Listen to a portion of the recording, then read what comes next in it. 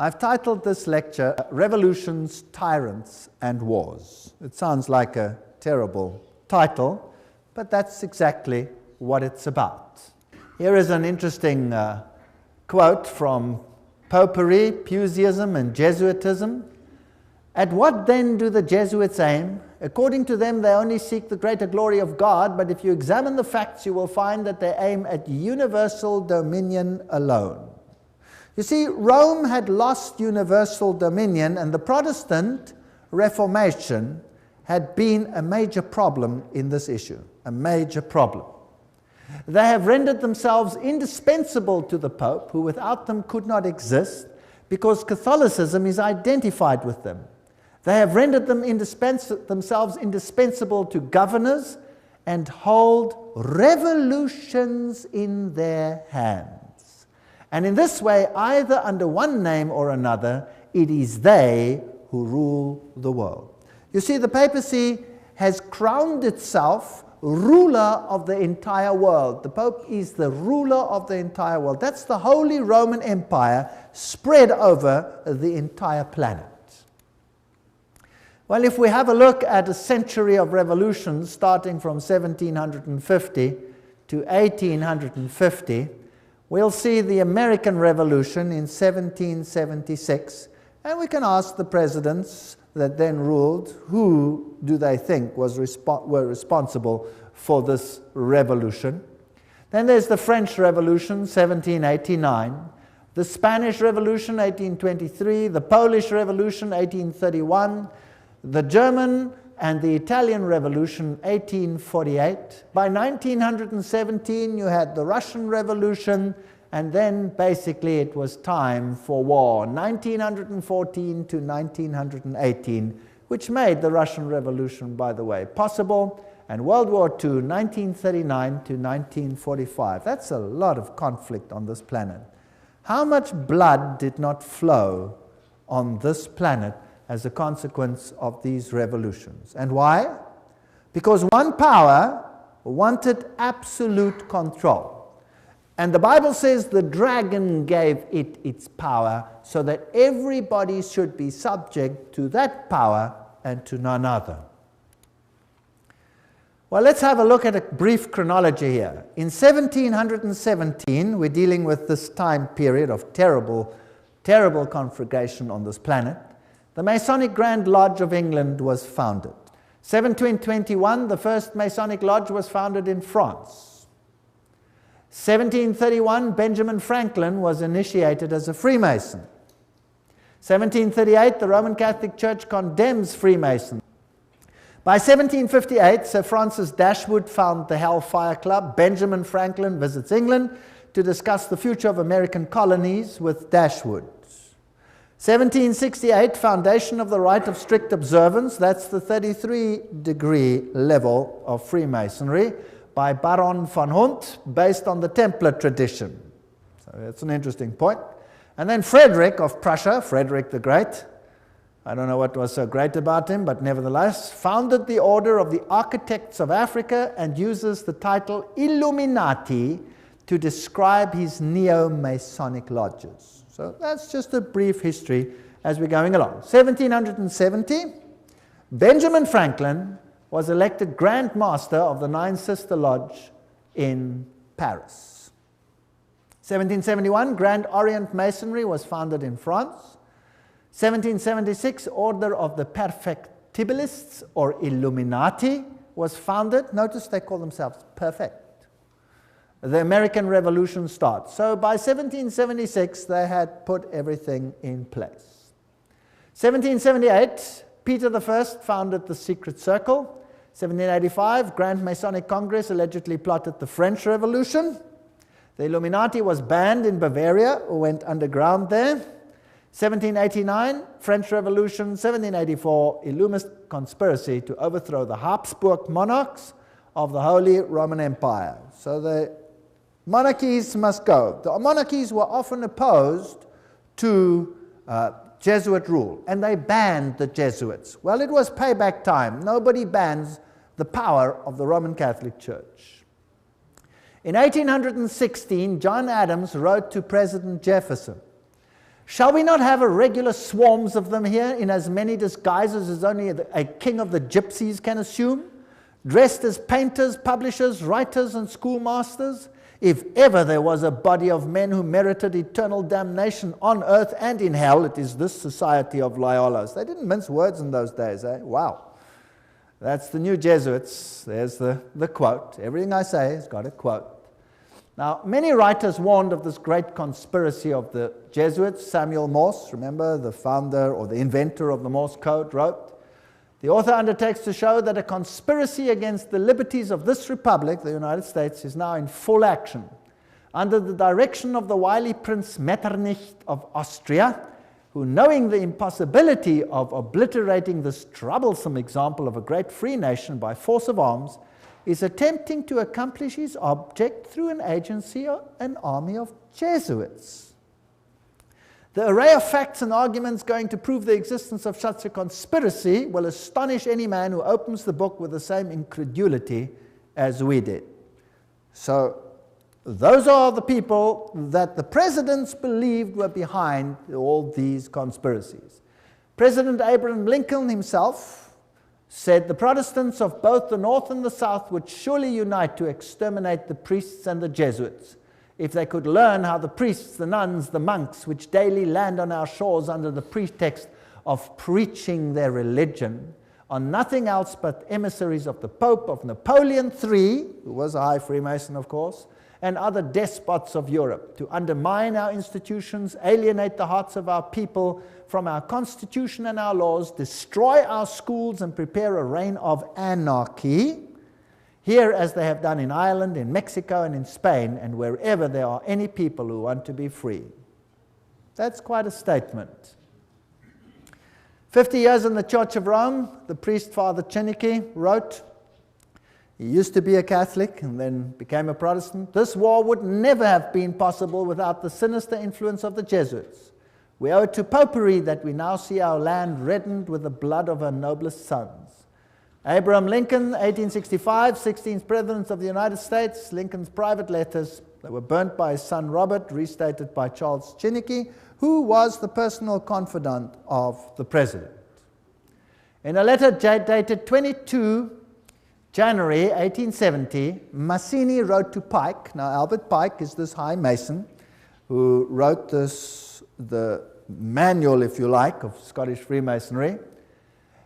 He said the following: "We must allow all of the federations to continue just as they are. It must appear as things are as they were in the beginning, with their systems, their central authorities, and diverse modes of correspondence between high grades of the same right, organized as they are at present, but we must create a super right, which will remain unknown, to which we will call those Masons of high degree, whom we shall select. With regard to our brothers in Masonry, these men must be pledged to the strictest secrecy. Through this supreme right, we will govern all Freemasonry, which will become the one international center, the more powerful because its direction will be unknown." Now, Albert Pike wrote a letter to Mazzini, and that was dated August 15, 1871, in which he propagated that there should be a world order, a one order where all nations are under the control of one central organization. And in order to achieve this, they planned the First World War, to overthrow the power of the Tsars in Russia, protector of orthodoxy, and bring about an atheistic communistic state. Did that happen?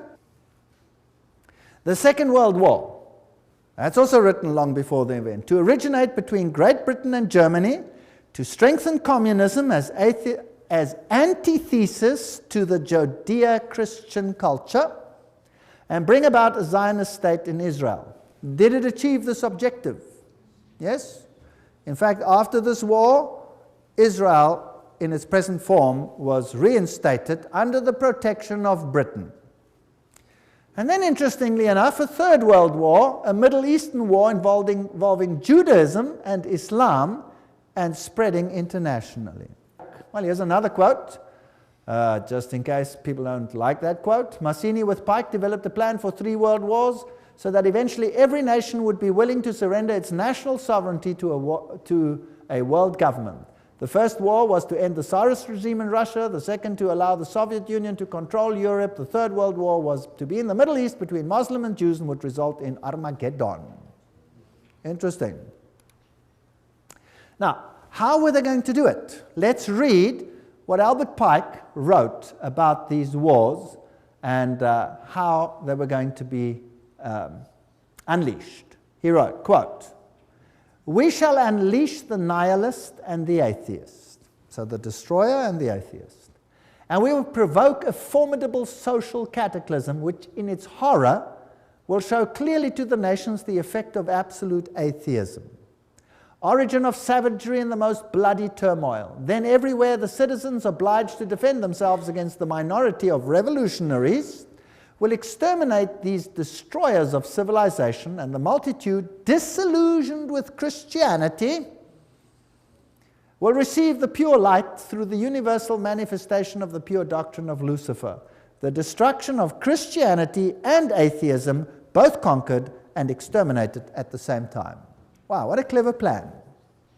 So you rub the two systems which you create up against the other. You create atheism as an antithesis to the Judeo-Christian culture. You have these two clash until they rub each other up, and then out of that you will get a new world order where you have a new religion which is far more esoteric and actually honors Satan. Isn't that a rather clever plan? Well, it's very successful. That is why ordo ab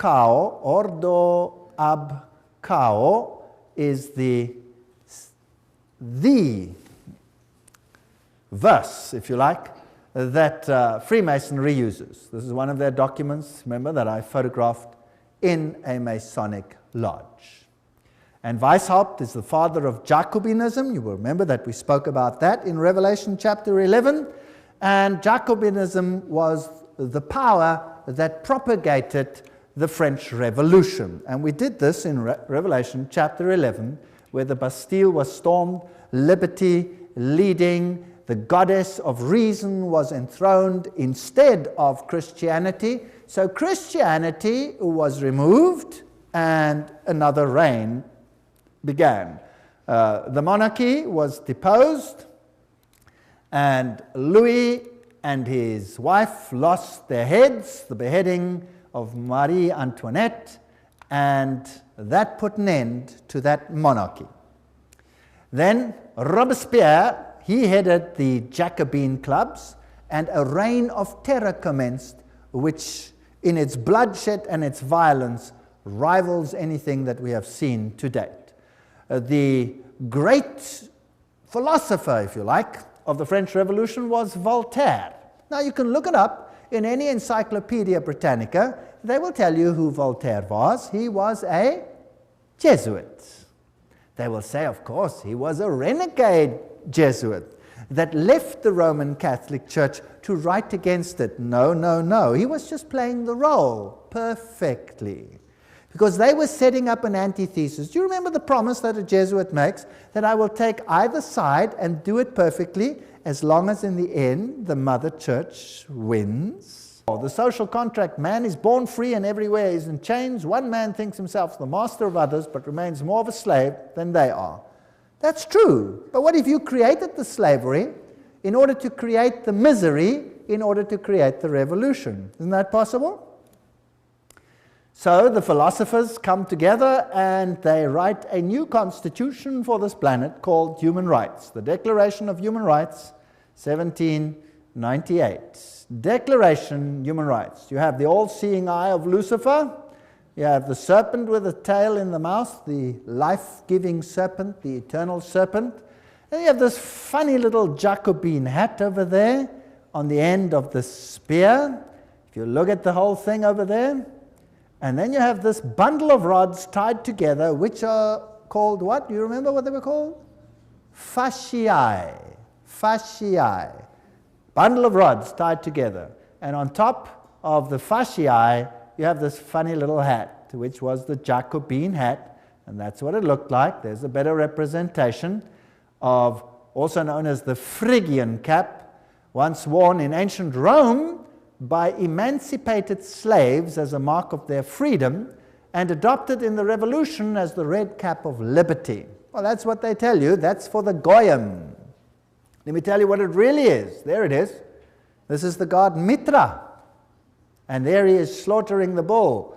And he's using a dog, a snake, and a scorpion, which has got hold of the more delicate parts of this bull. And he's destroying him with unclean animals. This is a war against Christ. Now let's have a look on the side. What does his hat look like? It's the Phrygian hat. So this is Mithraism. And Catholicism is Mithraism. Mithraism was the religion of Persia, it was the religion of Rome, and it is the religion of the Roman Catholic Church. There are 7 grades in Mithraism. The highest grade is called Father. And then you got a congregation. Now, who in the Catholic Church has a congregation and is called Father? The priest, right? And he could be a member of various groups, and so can Catholic priests. They can be whatever. They can be Jesuits, they can be Franciscans, they can be Dominicans, they can be members of various other orders as well. So Cyrus the Great was the first one to bring out a human rights charter. Now the mortal wound, as we had discussed it in Revelation chapter 11, just to refresh your memory, 21 February 1798, Pope Pius is dethroned by Napoleon. His ring was torn from his finger and he died in exile. Now, think about this. If Napoleon was a Freemason, then he was under control of whom? Of the Jesuit order. So, who sent Napoleon to Rome to take the Pope captive? The Jesuit order. Why? Well, I've thought about this a lot. Within the Roman Catholic Church, there are numerous orders, and there has not always existed perfect harmony. In fact, the Jesuit order slowly took control of all the orders. The Knights of Malta, for example, did not lightly give up their power seat, but are now subject to the Jesuits. The Dominicans were at loggerheads with the Jesuits.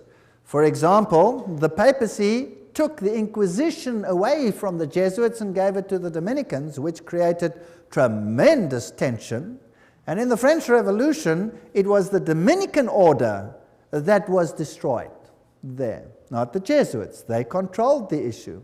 So there were some issues within the church itself that also had to be sorted out to get complete control of the situation. It was even so that at the Council of Trent, many a Roman Catholic stood up and said, the Word and the Word alone. Don't think that everything in the Catholic Church has always been negative towards the Word. No. And Martin Luther must have made an impact as well. And so there were many that weren't in line. So the church itself needed a purging. And then there was another problem. And this problem was this, that the Reformation had fingered Rome as the Antichrist. Now, if the Reformation fingers Rome as the Antichrist, any move that seems to emanate from Rome will be looked at with what? Suspicion. So why not destroy the papacy, apparently, and then resurrect it with, and at the same time purge it of everything that is contra, and then resurrect it as a final power in complete control of these organizations. Does that make any sense? That would be a neat trick. And then anything that happened thereafter with a weak little papacy over there would be disregarded. It cannot be from them, it must come from elsewhere. That is how secret societies work. They walk behind fronts, behind fronts, behind fronts. So let's see what happened. By 1804, Pius watches Napoleon crown himself emperor. Napoleon then takes the Vatican States, so Rome is diminishing. By 1848, Mazzini attacks Rome, and Pope is exiled, Papal States are gone. So this power is gone. The Protestants literally relaxed, basically. Dangerous thing to do. Berthier takes the Pope captive. Weishaupt and his fellow Jesuits cut off the income to the Vatican by launching and leading the French Revolution, by directing Napoleon's conquest of the Catholic Europe, and by eventually having Napoleon throw Pope Pius VII in jail at Avignon, until he agreed, note, as the price of his release, to re-establish the Jesuit order. It had been banned, even in the Catholic Church, imagine that. So it had worked underground. This Jesuit war, or maybe it had been banned purposefully to make it seem as if there was a war. You never know, because these people are superb liars. But this is history, this is what happened. This Jesuit war on the Vatican was terminated by the Congress of Vienna and by the secret 1822 Treaty of Verona. There's the quote. Everything I say has got a quote. I'm not making anything up. After Pope Pius was released from Napoleon's prison, he formally restored the Jesuit order with a papal bull. Now that is the strongest worded statement that a pope can bring forth. In 1814, and the Pope added in this bull, if any should again attempt to abolish it, the Society of Jesus, he would incur the indignation of Almighty God and of the holy apostles Peter and Paul. So this could have been a ruse, it could have been a game, what could have been real, whatever the situation is, we will never really know until the curtain is removed one day, but religious freedom for all.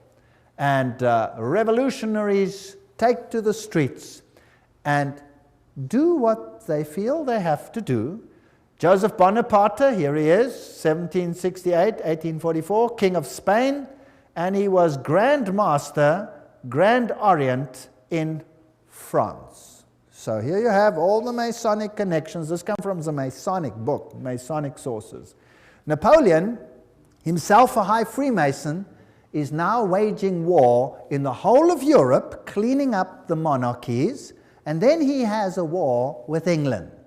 Now, who controls England by this stage? The Freemasons.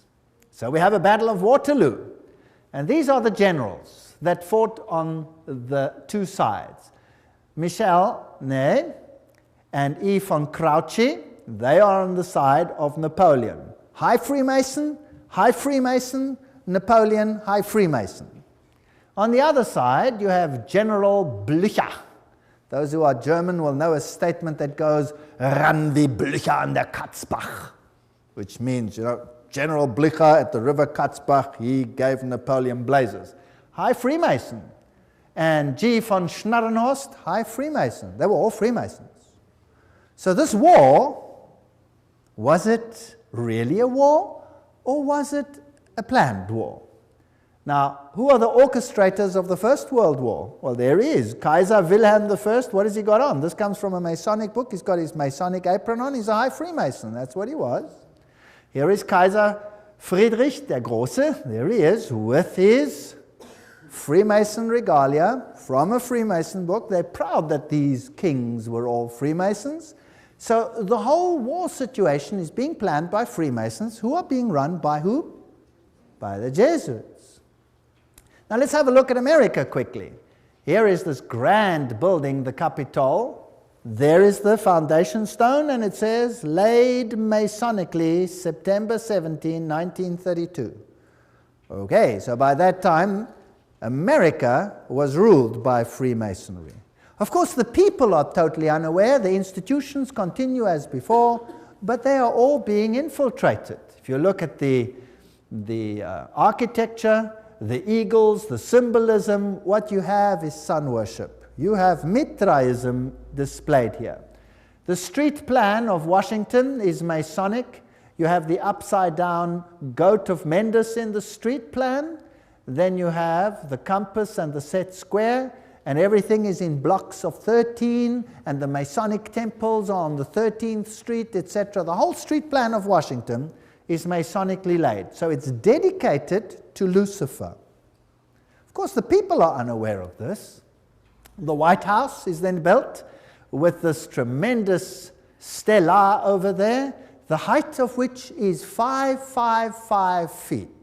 Not 666, that belongs to someone higher in Rome. This is 555. And isn't it interesting that 555 is the number that Hollywood uses? Have you ever heard when they say, what's the telephone number on any TV program or any one of those? Oh, it's 555, blah, blah, blah, blah, blah. Have you heard of that? It's dedicated to Hollywood. By the way, at Hollywood is the wood they use to make a witch's staff. So it's dedicated to Lucifer. It's witchcraft. But that's just besides the point. So here is the stela. Who laid these foundations? The Freemasons. So let's ask them what it means. Here is the Encyclopedia of Freemasonry. You're going to get a better source than that. Obelisks were originally erected in honor of the sun god. The connection comes from the Egyptian worship of the phallus. So there stands a male, whatever, in the White House. So we don't have to go. It's dedicated to Osiris and to Isis. And anyway, that is the structure over there. The military structure is a pentagon, which is the high center of the pentagram into which, for example, 13 witches would step in order, 12 around one, in order to propagate a curse. So this is also a witchcraft structure. So it's just a building, but it has certain connotations. Then France, the one that has this new philosophy for a new world, sends a gift to the United States, the Statue of Liberty. So let's ask UNESCO what it means. UNESCO says the 7 rays emanating from Mitra's halo, there's the god Mitra, symbolize the triumph of the forces over the forces of darkness. Now, you must understand that Lucifer says that Michael and his angels represent the forces of darkness, that Yahweh is the devil. Isn't that terrible? You remember that? We did that. And here, UNESCO tells us that the head of the Statue of Liberty is adorned with Mitra's 7 rays. The flame she holds is a sun symbol. So this is the torch of Lucifer.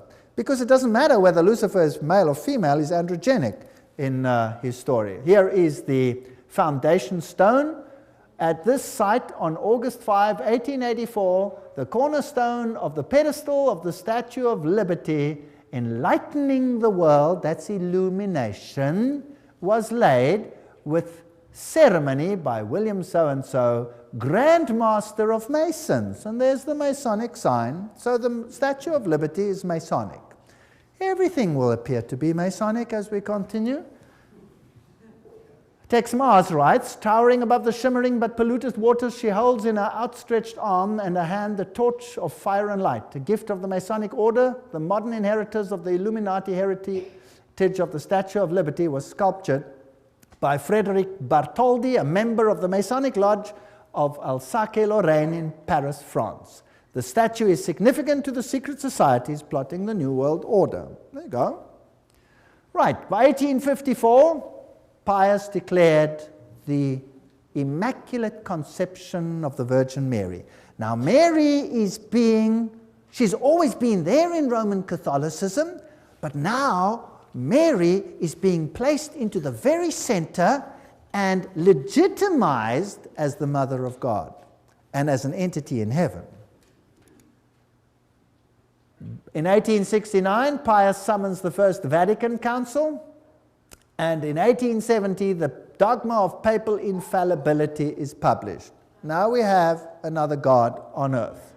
And ultramontanism triumphs. The Jesuits see to it that all power is concentrated in one man. What happens then? By 1917, the Russian Revolution. And you had this interesting Fatima message. There's a link with Islam there, but never mind, we'll come to that in the next lecture.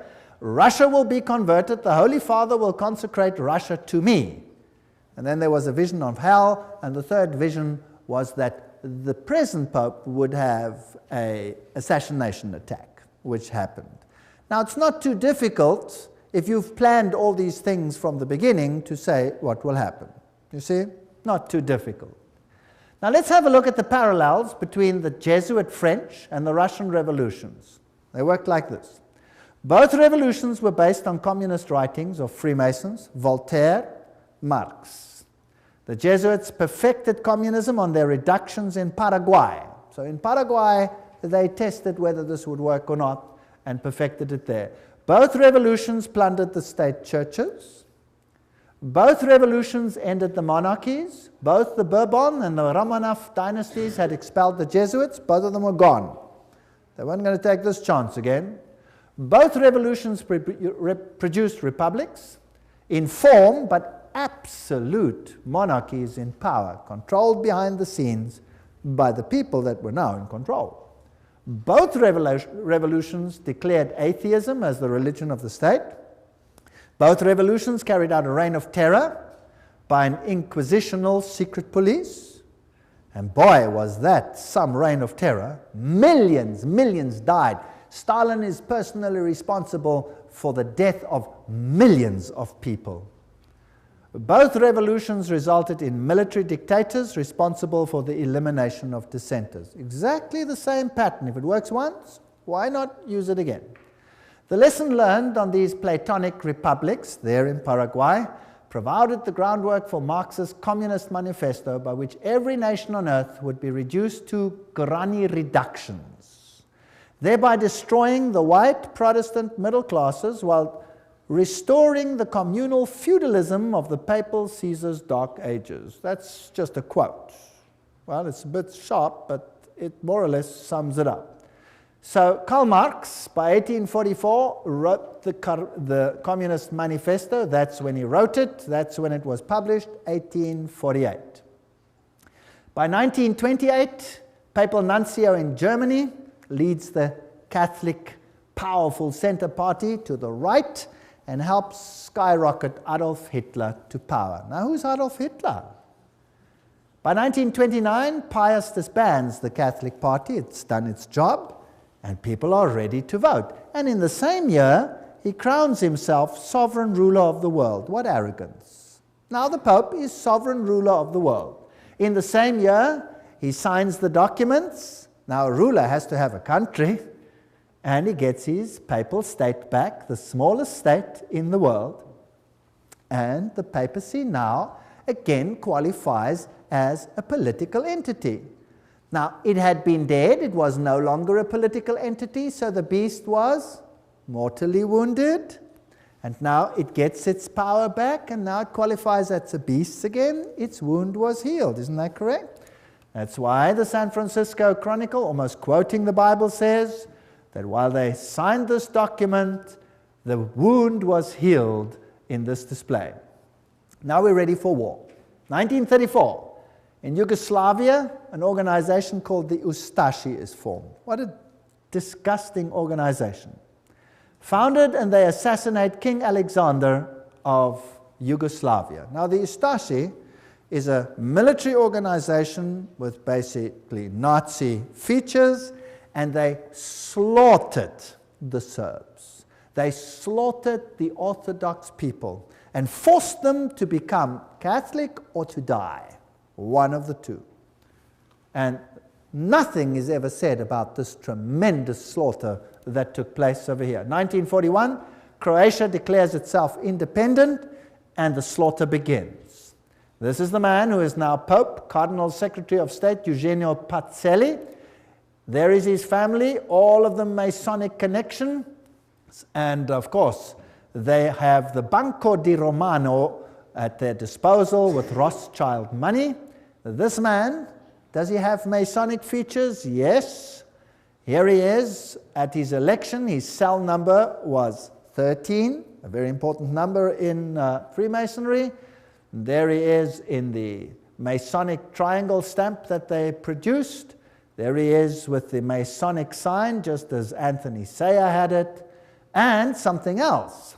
From then on, the papacy wore the ephod, the little plaque that was also worn by the priests of Israel. Now, let's ask Albert Mackey, a 33-degree Freemason, to quote to us what this means. He says, "The Grand High Priest of the Royal Arch Freemasonry from 1859, 1865 in the USA states in his standard work, this is him, states that the high priest of the royal arch officially wears the ephod. So who's the high priest of Freemasonry? And there is the Pope.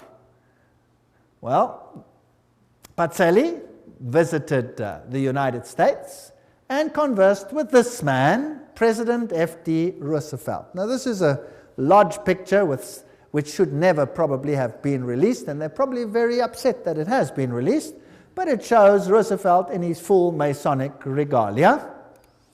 And there it shows him with his fez on his head, and he's receiving a Masonic handshake. Note the Masonic handshake.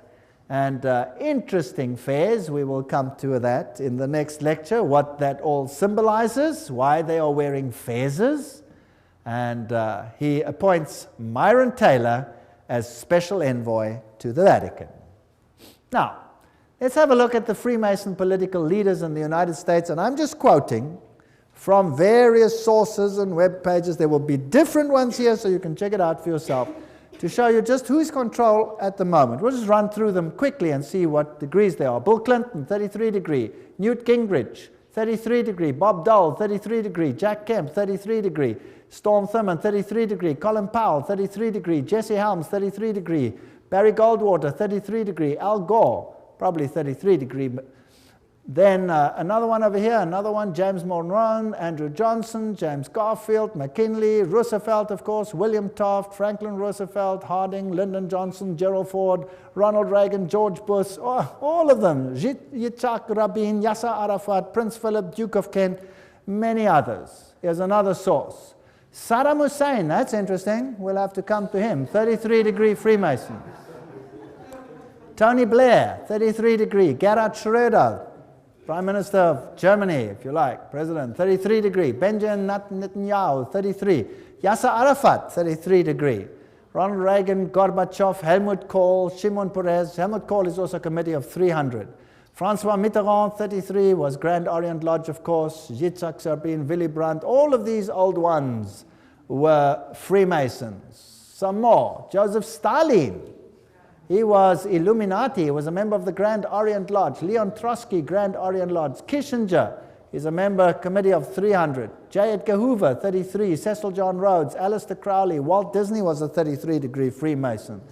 Olive Palm, Al Gore, Tony Blair, Joseph Mengele. That's interesting. That's the mass murderer of the Nazis. He was Illuminati. Robert McNamara. You name it. They're all there. Billy Graham. Oops, sorry. Let's move on. Colonel John Glenn, Buzz Aldrin, everyone who's ever been up in space has to be a Freemason of the highest degrees. Edgar Mitchell, all the way through, Francis Bacon, Lord David Owen, all the negotiators, Richard Halbrook. I'm just running through some of them. Alan Greensprang, Peter Wallenberger, Queen Elizabeth is the queen of the Bilderbergers. Prince Philip, Queen Beatrix, she's the committee of 300. Prince Bernard of the Netherlands, committee of 300. And so we go on and on and on and on. Ted Kennedy, Rockefeller, David Rockefeller, Teng Hui, Baron von Rothschild. Hillary Clinton is 6 grand dame. She's a very high Freemason. Albert Pike, of course, you know, Bertrand Russell, Otto von Habsburg, Weishaupt, all the way back. Here is Edgar Hoover. President Dwight D. Eisenhower there honors him with the 33 Grand Cross at the special White House ceremony. They're not ashamed of any of this. Here are just about all the presidents of the United States in the presidential gallery of the lodge. I photographed this myself. I went into the lodge, I went into the presidential gallery, I photographed each one of these. And then, me? Not me. Anyway, there they all are as Freemasons. If we look at the American dollar, some very interesting things happened under the time of Roosevelt. There is this symbol on the dollar, there's that symbol. We haven't got time for all of this. In God we trust, one. If you look at this symbol over here, it says, Annuit Cuptus Novus Ordo Seclorum. If you intercalate the hexagram, then you'll have this A-S-N-O-M, which is a scrambling of mason, mason. If you go to the other side, it points to objects, and it then reads Arlto, you have Arlington. There's too much there to talk about and many interesting things. If you go to the 1 and you go to the half moon, there's a little structure over there. Can you see it? It's a micro dot. You'll have to get a magnifying glass and look at it under a magnifying glass, and you'll see it's a little owl. A little owl. Owl in a half moon. And this over here you'll see is a spider's web. There's a lot of symbolism over here. Now if you go to the ancient coins, you'll see that the deities were associated with the owl, and you will see that when we went to the Bohemian Grove, what did they worship there? The great owl of Bohemia, and you saw the presidents of the United States bow down to the owl of Bohemia. Quite a scary business. Now, looking at this symbol, you have the all-seeing eye of Lucifer. It is not yet on the base of the triangle. When it is placed on, he will have his kingdom. But that is Lucifer, annuit coptus, he God, novus order seclorum, new order of the ages. There are 13 levels over there. The bottom one is the date of the founding of the independence of the United States, but it is also the founding of the Illuminati. You have the spider's web, symbol of the new age. You have over here the band, the ribbon of Lucifer. You will see it over here in this Roman Catholic Church, where you have Anubis, the phoenix, symbol of Jupiter, the god Jupiter, and the skull and crossbones, and there you have the ribbon. You see it? Associated with Jupiter. That's on the flame. And all of these symbols tell us one interesting story. On the other side, you have this symbol. There are 9 feathers, there are 13 spears, there are 13 leaves, there are 13 pentagrams shaped in the form of a hexagram. You have the eagle. You have this statement over here, a pluribus unum, out of many one. We're going to reunite all nations. So that's the symbolism of a new world order on the dollar. The world is going to be united under one central government, and that government is going to be in control of Lucifer, not Jesus Christ. Although Jesus Christ, of course, knows about it, permits it, and is ultimately in control. He tells us ahead of time that this is going to happen. And then the end of the story is that Jesus will reign on this planet. Revelation 13:11, and I saw another beast coming up out of the earth, and it had 2 horns like a lamb, and he spoke like a dragon. We're going to deal with this prophecy in detail in another lecture. It exercises all the authority of the first beast, which we will find will be Roman Catholicism before it, and causes the earth and those that dwell in it to worship the first beast whose deadly wound was healed. So here was now a Protestant ally that would enforce papal doctrines. But that's in another lecture, complete lecture, called Two Beasts Become Friends. If we look at the architecture even, it is interesting. That is St. Peter's. That is the Capitol building. The architecture is identical. Of course, the building itself was designed, the American one, by Freemasonry. And Freemasonry is in control by whom? The Jesuit order. Now let's have a look at some of the symbolism over there and some of the interesting issues. We are now ready for the Second World War, and the 3 main role players of the Allies are this man over here, Winston Churchill, and he was a what? 33-degree Freemason. We saw Roosevelt in his full Masonic regalia. He was a 32 or 33-degree Freemason. And then we have Stalin, who was, of course, Grand Orient member, so 33-degree Freemason. They're all on one side.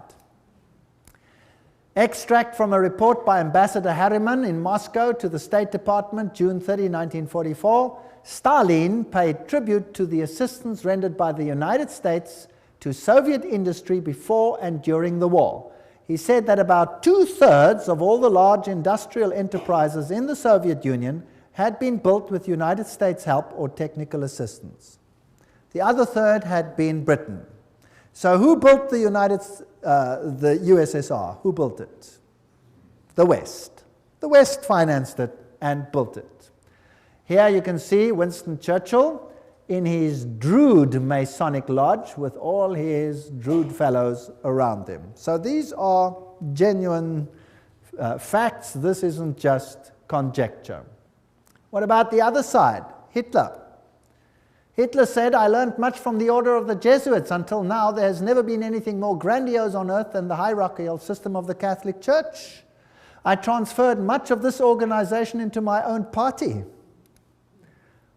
The SS was constituted according to the Jesuit principles. Himmler, head of the SS, was closely associated with the Jesuits through his father and brother.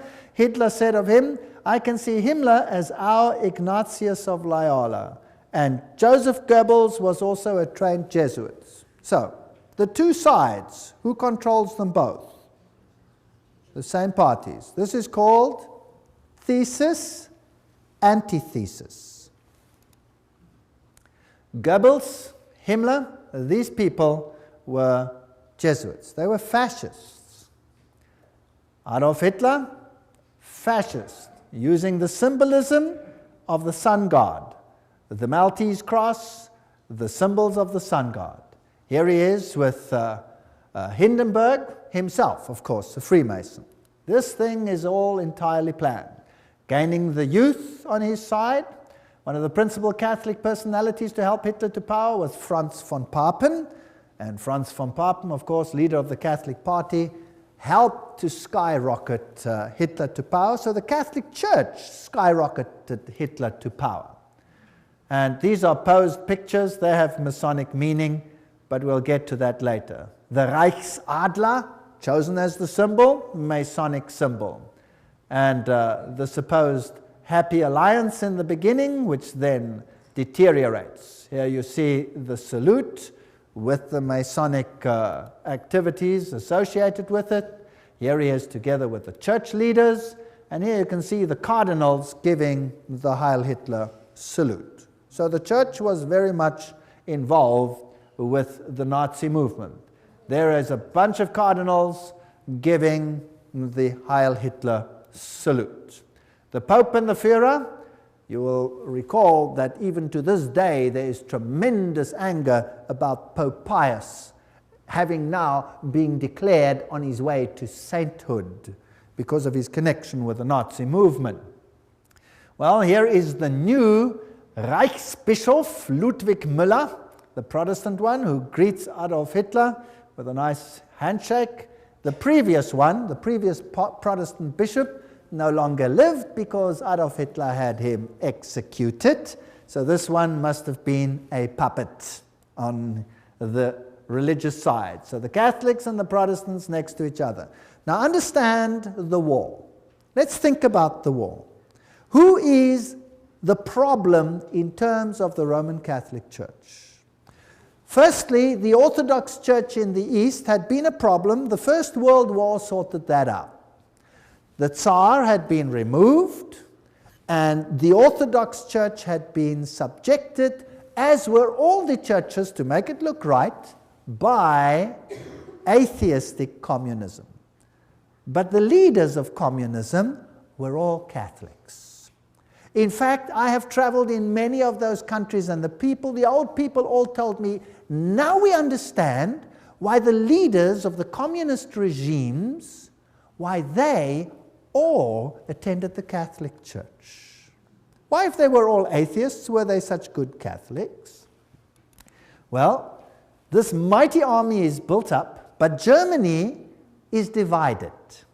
The north of Germany, and particularly the east of Germany, is all Protestant. They're Lutherans.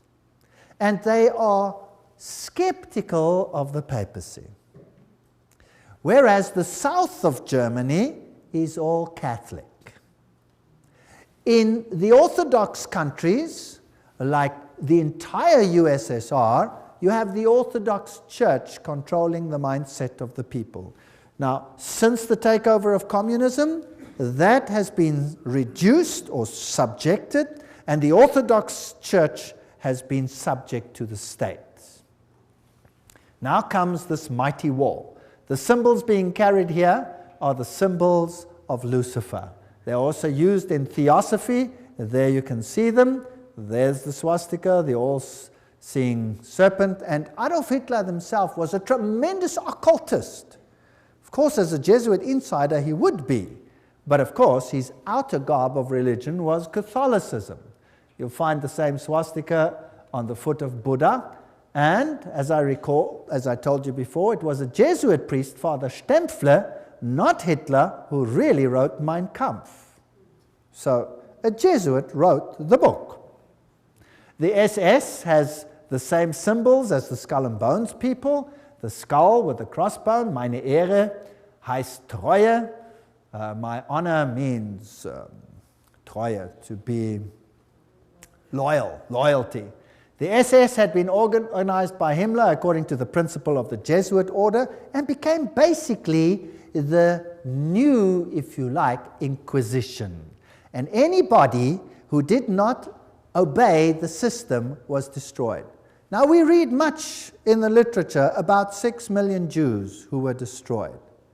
But we read nothing about 2.5 million of the most brilliant people in Germany, all the professors, all the intelligent, highly educated Germans who were killed by Adolf Hitler. You see, thinking people cannot be tolerated in such a regime. Downgrade the mindset. We must have serfs and elite, Goyen, catechumens, cattle, and then the super illuminists. How irritating. Remember that the Jesuit magazine, Civiltà Cattolica, house organ of the Jesuits, says quite frankly, fascism is the regime that corresponds most closely to the concept of the Church of Rome. Fascism is fascinating, excuse the pun. Fascism has one central leader. You see, Pope eventually, one central leader, total control over the people, yet the people believe that they are free because they are getting everything that they require. Unlike communism, they may have property rights, but the property rights are qualified, and I'll come to that in a later lecture in case you are duped into that. Now here are these fasciae. Let's have a look at them. The bundle of rod accompanied by an axe or a spear, which symbolizes power over life and death, carried by the Roman official as symbol of authority. Under the Republican conflict or praetor, starting on an expedition, he took his vows on the Capitoline Hill, where the Vatican sits today. This is very symbolic. He acclaimed imperator, in other words, a leader by his troops. He decked his fasci with a laurel, and on his return deposited the wreath upon the Capitoline Hill. Everything leads to Rome. Fascinating story. So where you find the fasciae, you must know that Rome is behind it. Fascist regimes use the fasciae. So fasciae can look like that with an axe, or the axe can go through, or it can be a spear like it was in the French Revolution. These are fasciae. Now, where do we find the fasciae? Well, in 1888, campaign poster of incumbent President Grover Cleveland, Benjamin Harrison defeated them, but later he won. Cleveland was re-elected to a non-consecutive term. There his eagle is standing on 2 fasciae. See it? Fascism, hidden in the United States. Do you know the United States should be as far as the East is from the West from fascism, isn't it? Well, isn't that fascinating? The US Capitol building, if you go right to the tippy-toppy, that's what you have. Fasciae, fasciae, fasciae, fasciae. So the United States eventually is going to become a fascist state. Nobody would have believed that 50 years, 100 years ago, 10 years ago, maybe not even 5 years ago. Today, what does it look like? Is there mighty state control over every single one, just like in the times of the SS? If you move, is there a new law coming out which will watch the people of the state? Yes or no? Yes, Patriot Bill, have you heard of that? All kinds of interesting laws coming out. Now, what type of government is that?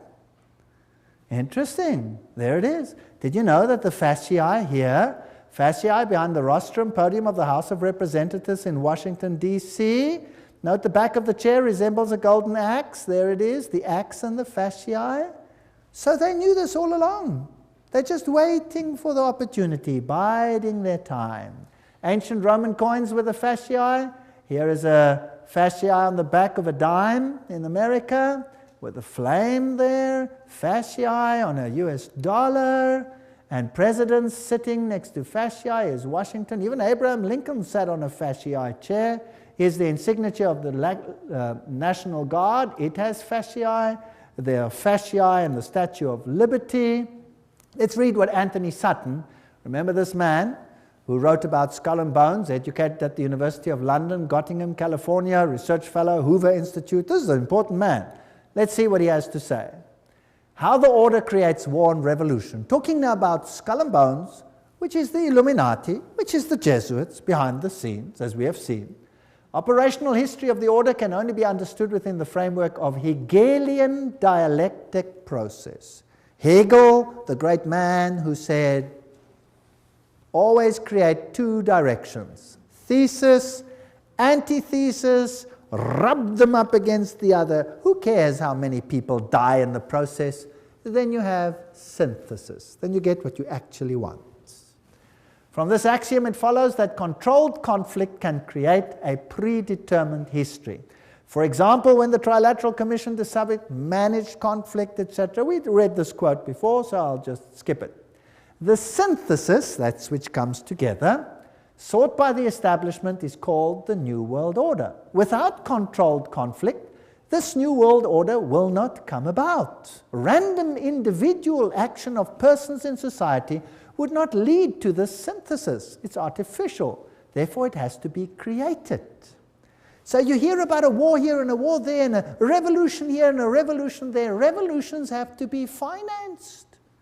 You never hear where the money comes from to finance them. Who finances the revolutions? Who runs them? You see?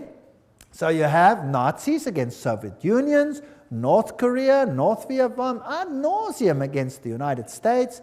The conflict built profits while pushing the world ever closer to a one-world government. Now, isn't it logical that that's what Satan wants? He wants a one-world government. So, in Hegelian philosophy, the conflict of political right and political left, or thesis and antithesis in Hegelian terms, is essential to forward movement of history and historical change itself. Have you noticed that every country has a left party and a right party? Have you heard about that? And your country has it too, otherwise there would be no point to vote, right? Two of them. Now, let's have a look how this is worked. President Woodrow Wilson made this statement. This is now a president speaking. Some of the biggest men in the United States in the fields of commerce and manufacturing know that there is a power so organized, so subtle, so complete, so pervasive, that they had better not speak above their breath when they speak in condemnation of it. Aha, so here is a power that controls things. Karl Marx in Das Kapital posed capitalism as thesis and communism as antithesis. Now you'll have Jesuits clamoring for capitalism and you'll have Jesuits clamoring for communism. The clash of opposites must, in the Hegelian system, bring about a society neither capitalist nor communist. That's synthesis. Moreover, in the Hegelian scheme of events, this new synthesis will reflect the concept of the state as God and the individually as totally subordinate to an all-powerful state. If you don't do what the state says, sizzle fits. That's what Adolf Hitler practiced. 2.5 million Germans, sizzle fits, gone. What then is the function of Parliament? Now take note, I'm not saying this, I'm reading it. I get criticized for this statement. You cannot believe. Please don't criticize me. Write to these people. I'm just quoting. What then is the function of a parliament, a congress, for Hegelians? These institutions are merely to allow individuals to feel that their opinions have some value, and to allow a government to take advantage of whatever wisdom the peasant may accidentally demonstrate. All right?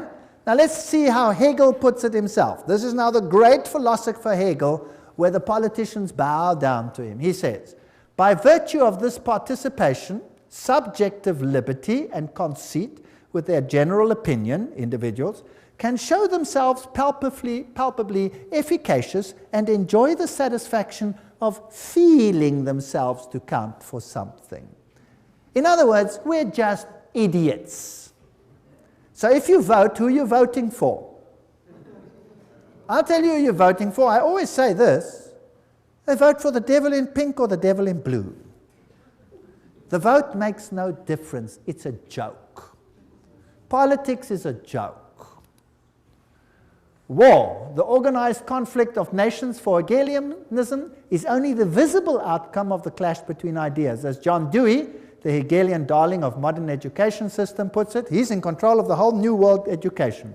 War is the most effective preacher of the vanity of all merely finite interests. It put an end to the selfish egoism of the individual, by which he would claim his life and his property as his own or as his family's.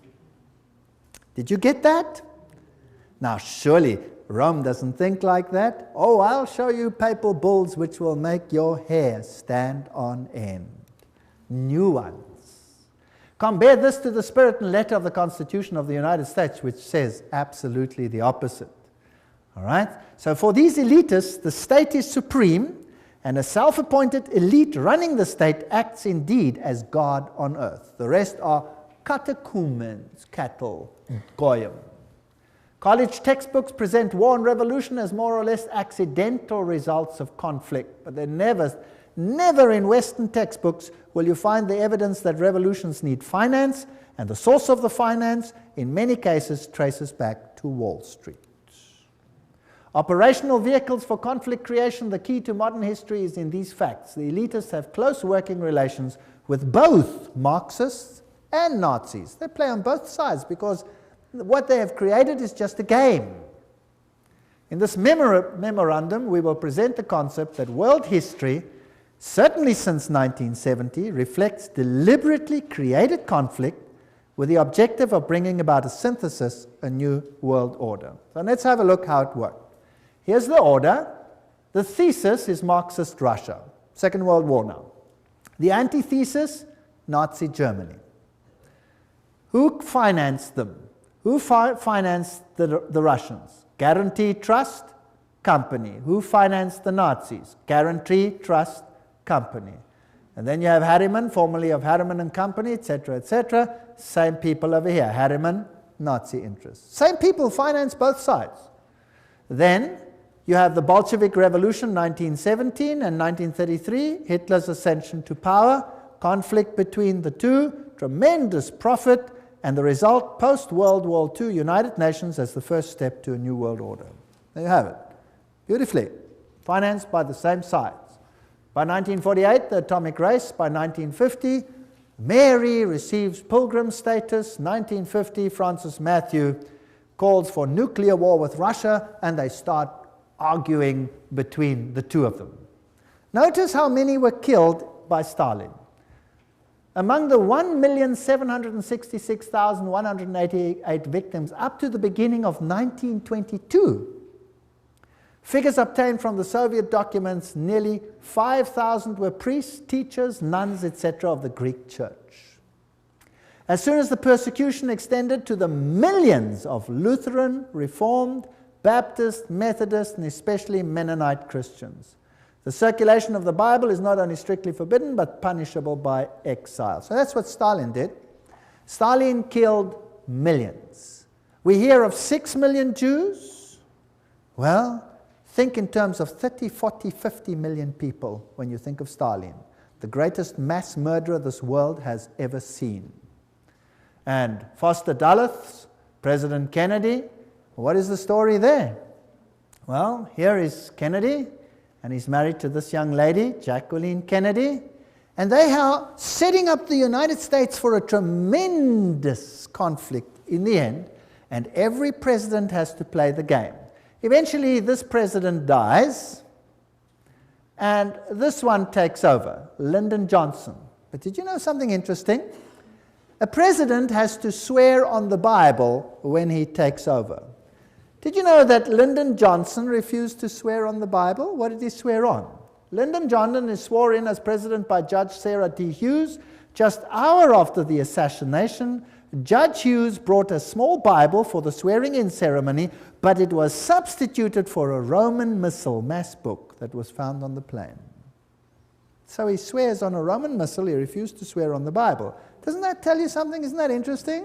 I find that very interesting. Now, why did that president have to go? He was a Roman Catholic, after all. Is it possible that not all Roman Catholics are so easily duped? Here's the motorcade as it travels along. Here you have Mrs. Kennedy helps the Secret Service agent, Clint Hill, climb into the car at the back when the president was shot. And here are the roses she received. Very interesting. Here is Dallas, 11/22. On November 22, 1963, John Fitzgerald Kennedy, 35th President of the United States, visited Dallas. That's interesting. Also the number 11 over there. That's the building. Here's the building from which he was apparently assassinated, from that window, so they say. There it is, a little bit larger. And here's the plaque where they have written what happened over here. On November 22, the building gained the national notoriety when Lee Harvey Oswald, and somebody did the trouble to underline allegedly, shot and killed President John F. Kennedy. And most people don't believe that Lee Harvey Oswald shot the president. The president's car came down the street. That tree was not yet there and was apparently shot from that window over there. And it happened approximately where I'm standing relative to this picture. Now notice as he comes down here, he's traveling on this side of the road.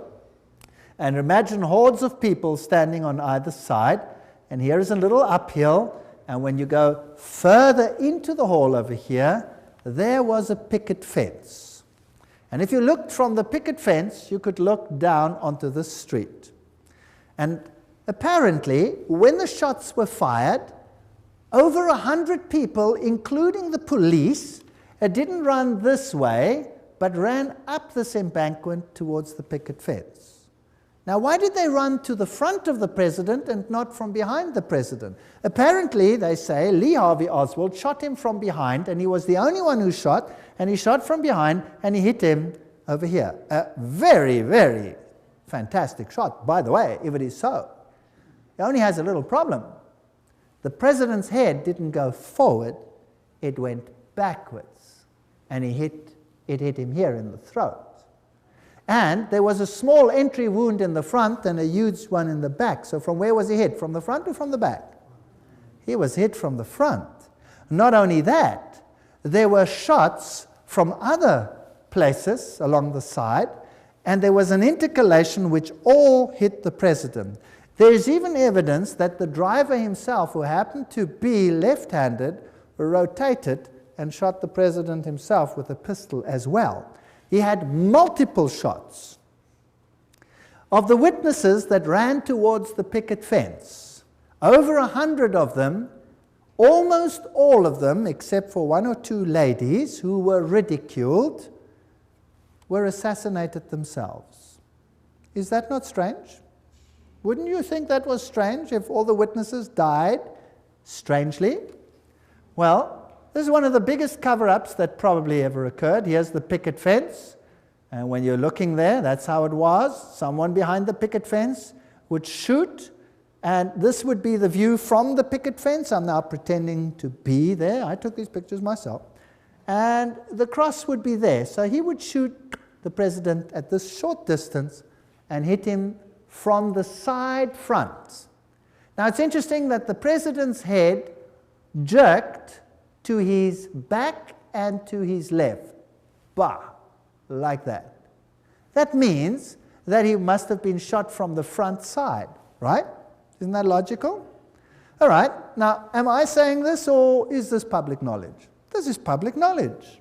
And yet it is denied by government because they have one culprit, Lee Harvey Oswald. There's the place where he died, straight shot from the picket fence. Now, let's have a look how J.F. Kennedy died. Let's go back to that day in Dallas. The day was November 22nd, the time shortly before noon. At first the crowds were thick, but as the motorcade approached Dealey Plaza, it was here that the motorcade violated the Secret Service's own rules. As the car turned, it slowed from 40 miles an hour to 7. It was precisely then that gunshots blasted out. For 6 seconds, the occupants of Kennedy's car were struck by bullets. Kennedy grasped for his throat. He grabs for his throat. Kennedy's head exploded, driven with great force backwards and to the left. Then and only then did the president's car accelerate and speed off. Lyndon Johnson, the new president, ordered a federal commission to investigate the crime. The Warren Commission had given us the official version. Lee Harvey Oswald had acted alone. But if all 3 shots had come from behind, then why did the president's head fly backwards? Why did so many people, including policemen, run not towards the book depository where Oswald was, but towards the picket fence? If the Warren Commission was right, why did so many witnesses claim to see something completely different from the official report? As many as 177 people died simply for knowing too much. The moment Kennedy was killed, a massive cover-up went into operation.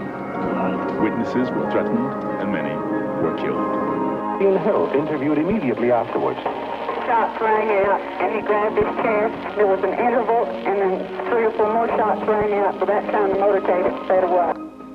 With us now is Gene Hill. He was closer to the president's car than anyone else at the time of the shooting. Ms. Hill is a Dallas grade school teacher and has feared for her life for the last 29 years. I understand that 2 men claiming to be Secret Service agents interrogated you after the assassination. What were you asked? They asked me what I had seen. I told them that I'd seen the president hit, that I saw a shooter from the knoll, and that I'd heard 4 to 6 shots. But they told me I didn't hear but 3 shots. Were you ever interviewed by the Warren Commission? Oh, yes. I was interviewed by Arlen Specter, who, well, he tried very hard to discredit everything I said. He accused me of all kinds of things, from like a shabby marital affair to seeking publicity to just downright lying. We found the real facts, and certainly no one in the intervening 25 years has disproved our basic conclusions. It was Specter who came up with the so-called magic bullet theory, which tracks one bullet going through both Kennedy and Texas Governor John Connally.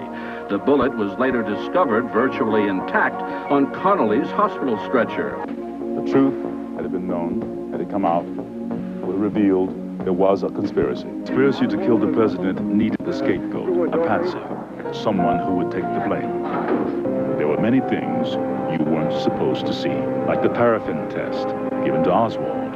It proved conclusively that Oswald had not fired a rifle that day, or the spy camera found in Oswald's possessions, issued to him by the U.S. government, or Oswald's letter to a Mr. Hunt requesting his next assignment. The only Hunt we know of in this case is Howard Hunt of the CIA, who shared the same office with Oswald in New Orleans. The office belonged to Guy Bannister, foreman with the FBI. Not only was this address on Oswald's supposedly pro-Castro leaflets, but the account Oswald used to print the leaflets belonged to the CIA. Howard Hunt with the CIA, Guy Bannister with the FBI, and Lee Harvey Oswald, all in the same office.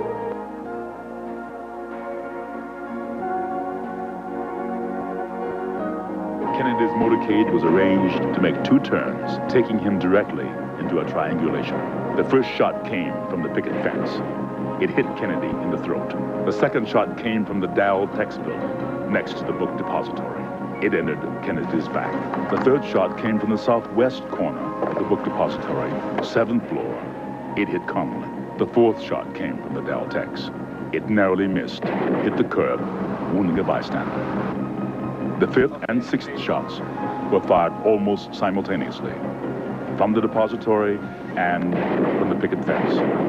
Both hit Kennedy in the head, one from above, moving him forward. Then, an instant later, one from the front, tossing him back.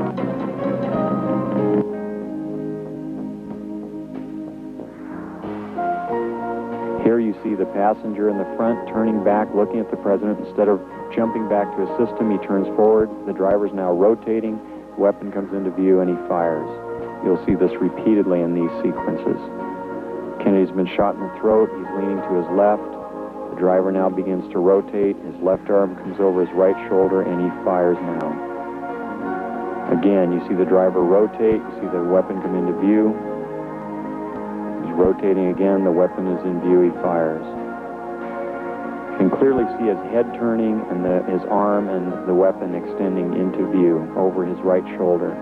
One of the first activities of William Greer after the presidential limousine arrived at Parkland Hospital was to attain a bucket and a sponge and water and begin to wash the blood and brains off of the presidential limousine. There's a new theory about the assassination of John F. Kennedy. A government scientist says police audio tapes provide new evidence of a second gunman. If it could be proved that the sound on the tape was a gunshot and that, in fact, it came from the grassy knoll, then it would provide some evidence that there was a second gunman in addition to Lee Harvey Oswald. But so far, few who agree with the conclusion made by Thomas. Hello? Yes, Rick. Go ahead, please. Yes, I'd like to know why it's taken so long for this information and the truth to be exposed. First place, it hasn't been exposed yet, and I don't think it ever will be. Secrecy in government is designed for one purpose and one purpose only. Not to keep the enemy or the opposition from knowing what's going on, but to keep the American people from knowing what is going on. And all the evidence that exists, or might have existed, that would implicate the government in Kennedy's assassination, you can be sure that evidence is now destroyed.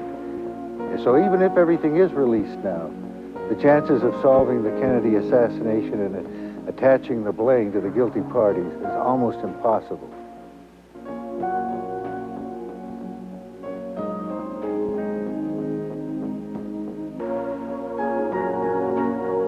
Kennedy was changing the status quo. He decided he could no longer trust the CIA. He was transferring covert operations directly to the Joint Chiefs of Staff. Shortly after that, he fired Allen Dulles, who had been the Director of Central Intelligence since 1953. Kennedy continued to make enemies as he pulled back from world confrontation. He ordered U.S. troops out of Vietnam. This was an incident that took place. Well, you saw that driver rotate, if you could see it. It was very difficult. You could see his head go back. You could see all these things. Vatican Assassin says, but after the failure of the Bay of Pigs invasion, President Kennedy changed due to his betrayal by the Jesuit Council of Foreign Relations in the person of McGeorge Bundy. He sought to break the CIA into 1,000 pieces. Now, the CIA would be like the SS. Why break that? Then he called for a return to America's currency to the gold standard. That was a major problem that would stop the Federal Reserve. And another thing that he said, I will separate church and state. I think that was a big mistake that he made in the eyes of the Jesuits. Remember that Loyola said, finally let all with such artfulness gain the ascendant over princes, noblemen, and magistrates of every place, that they may be ready at our beck even to sacrifice their nearest relations and most intimate friends when we say it is for our interest and advantage. That's fascinating. We know, of course, that Jacqueline Kennedy was raised in a Jesuit convent, but let's leave it there. One of Nixon's main speechwriters during 3 whole years was Jesuit father, the Reverend John McLaughlin, who wrote Nixon's speeches at a salary of $32,000 a year, which was a lot of money at that time. And the next president, one of the next ones, Gerald Ford, there's his own signature, 33-degree Freemason. I took this picture myself in the Masonic Lodge. There he signs it, 33-degree Freemason. These people are not who they say they are. And when we look at him, and we look at these handshakes that they have, and the Holy Alliance between the papacy and the United States of America, this is, by the way, a signal picture, and Reagan appointed this man to be representative to the Vatican. So by 1987, Pope John Paul visits the United States. President Reagan meets him and he says, As you exhort us, we will listen. This is not separation of church and state. For with all our hearts we yearn to make this good land better still. The Pope is quoted as saying, I come as a friend of America and of all Americans, Catholics, Orthodox, Jews, all men of goodwill. Well, interesting. Here he is together. This, by the way, also a Masonic signal picture, but we won't go into the details. That's also a Masonic signal picture. We won't go into those details. How do they plan their trips? Let's ask them. Here's Ronald Reagan planning his trip to this president of Russia. And then in September, Gorbachev proposed a pre-summit meeting in Reykjavik, Iceland. Washington agreed. The astrologer fixed the time and the date of departure, and at 9:45 on October the 9th, Reagan flew to Reykjavik. For instance, if you have very bad Saturn, you should cultivate Jupiter so that... Wow. He's now acting like Nebuchadnezzar. Let's call the astrologers to tell us when this meeting should take place. You know, the 11th is a very important date. Presidents die on it. Buildings collapse on it. It's very interesting. My Pope, Pope Paul II, I confirm for you as the Pope of my secret, the Pope about whom I spoke to the children during the apparitions, the Pope of my love and my sorrow. This is what Mary apparently said to the children at Fatima. This is the Pope of the secret, or this is Mary predicted that he would have an assassination, this Pope, and the modern channels through Father Gobi say that this is the Pope of the promise. Well, Malachi Martin, in The Keys of This Blood, this is a pontifical work, writes for a new world order had begun. And Pope John Paul would stride now in the arena of the Millennium Endgame as something more than a geopolitical giant of his age. He was and remains the serene and confident servant of the grand design. There's another Masonic language. He's going to be the head honcho, the main man. All this bloodshed, all these wars. In Germany, what happened? What did the war do in Germany, the Second World War? In Germany, the north of Germany was devastated. It was firebombed, which was illegal according to all conventions. They threw firebombs on the north of Germany. Hamburg was gutted by firebombs. Now, firebombs don't just destroy military targets. What do they destroy?